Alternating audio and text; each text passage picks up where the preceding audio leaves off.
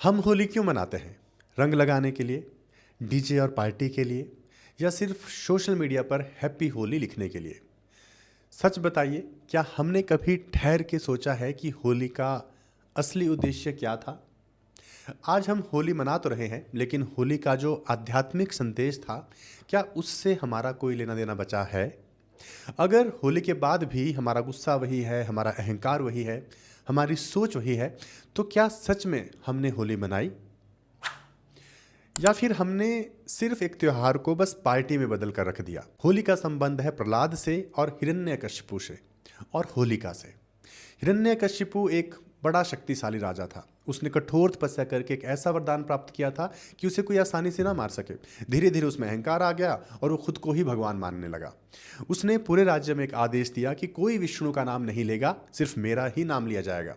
लेकिन उसका अपना बेटा प्रहलाद, वो भगवान विष्णु का परम भक्त था। उसने स्पष्ट कहा, मेरे भगवान तो सिर्फ और सिर्फ नारायण है, भगवान विष्णु है। और यही बात उसके पिता को सहन नहीं हुई। उसने प्रहलाद को मारने की कई कोशिशें की, जहर दिया, पहाड़ से गिराया, हाथियों से भी कुचलवाने की उसको कोशिश की गई, और इसके बाद सांपों के बीच भी डलवाया। लेकिन हर बार प्रहलाद बच गए और अंत में अपनी बहन होलिका को बुलाया जाता है उनके पिता के द्वारा। होलिका को वरदान था कि वो आग में नहीं जलेगी। योजना बनी, प्रहलाद को उसकी गोद में बैठाकर आग लगा दी जाए। आग जली, लेकिन परिणाम इसका उल्टा हुआ। होलिका जल गई। उसके वरदान ने उसकी रक्षा नहीं की, लेकिन प्रहलाद सुरक्षित बच गए।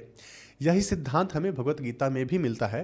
अध्याय 2 श्लोक 23 में भगवान श्री कृष्ण कहते हैं कि नैनम छिदंती शस्त्राणी नैनम दहती पावकः।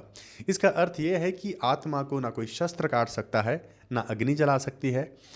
प्रहलाद का शरीर आग में भले ही था, लेकिन उनका जो विश्वास था और उनकी आत्मा जो थी वो अडिग थी।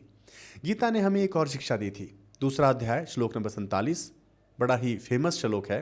कर्मण्यवादी का रस्ते माँ फलेषु कदाचन, तुम्हारा अधिकार केवल कर्म पर है, फल पर नहीं। और यही धर्म प्रहलाद ने यहाँ पे निभाया। प्रहलाद भक्त थे, उन्होंने सिर्फ भक्ति की। उन्होंने परिणाम को भगवान पर छोड़ दिया कि जो होगा वो देखा जाएगा, हम तो गोद में बैठ जाएंगे, कोई बात नहीं। और इसी को सच्ची आस्था कहते हैं।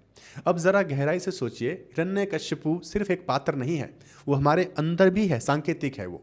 जब हम कहते हैं कि सिर्फ मेरी ही चलेगी, ये हिरण्यकशिपु का विचार है। जब हम दूसरों को दबाने की कोशिश करते हैं, जब हमारा अहंकार हमें अंधा कर देता है, वही हिरण्यकशिपु है। होलिका क्या है? हमारा गुस्सा, हमारी बुरी आदतें, हमारी ईर्ष्या, हमारा लोभ। और प्रहलाद क्या है? प्रहलाद कौन है? हमारे अंदर जो पवित्रता है, जो सरलता है और जो भक्त रूप है, वही है प्रहलाद। होली का अर्थ था हमारे अंदर की होलिका को जलाना, अपने अंदर के अहंकार को पहचानना और अपनी भक्ति, अपने सत्य को बचा कर रखना। आज होली का मतलब क्या रह गया है? डीजे, नशा, जबरदस्ती रंग लगाना, या फिर सोशल मीडिया पे रील्स को डालना। हम ये नहीं कह रहे कि खुशी मनाना गलत है, त्यौहार मनाना गलत है। सवाल सिर्फ ये है कि क्या बदलाव आ रहा है? क्या हम अपने अंदर कुछ जला रहे हैं?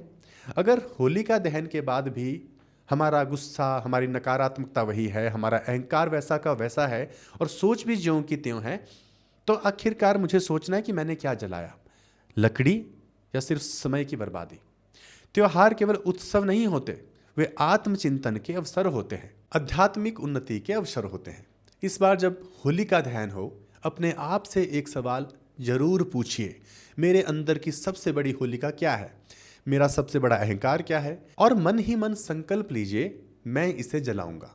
और जब रंग लगाएं तो याद रखें, रंग का अर्थ है प्रेम, रंग का अर्थ है समानता, और रंग का अर्थ है एकता। क्योंकि जब रंग लगता है ना, तो सब एक समान दिखाई देते हैं।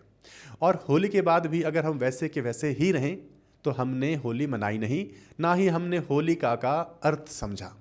हमने सिर्फ एक पार्टी की। सच्ची होली वही है जहां भीतर का अंधकार जले और भीतर जो प्रहलाद है वो बच जाए। होली एक अवसर है खुद को पहचानने का, ये याद रखने का कि हम वो नहीं हैं जो हम समझते हैं। इस बार होली केवल रंगों की ना हो, बल्कि आंतरिक शुद्धि की हो। आप सबको होली की बहुत बहुत शुभकामनाएं, इस उम्मीद के साथ कि होली आपके जीवन में सकारात्मक परिवर्तन लेकर आएगी, आप जीवन में सफल हों, आप देश में बड़े परिवर्तन लाएं, देश को मजबूत बनाएं। अब हम मिलेंगे हमारे अगले वीडियो में, तब तक के लिए आप होली मनाइए और अपना ख्याल रखिए।